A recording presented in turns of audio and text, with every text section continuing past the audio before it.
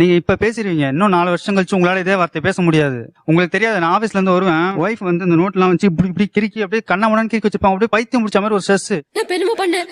இல்லம்மா, எனக்கு என்னமோ ஆகுது.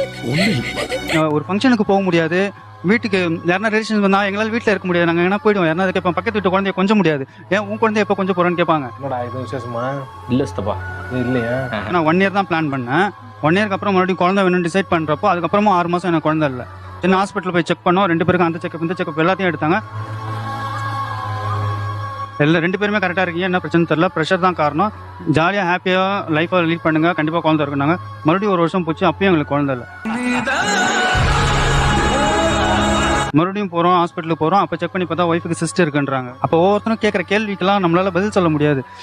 அந்த உங்களுக்கு இல்ல உங்க பெயின் எனக்கு நிஜமா நீங்க சொல்லும் போதே எனக்கு புரியுது. ஷிவர் ஆவறீங்க, வேண்டாம். இவங்கள்ட்ட ஒரு ரிஸ்க் இருக்குங்கிறார். ஒரு சின்ன பயம் இருக்கு. சின்ன பயம் இருக்கு.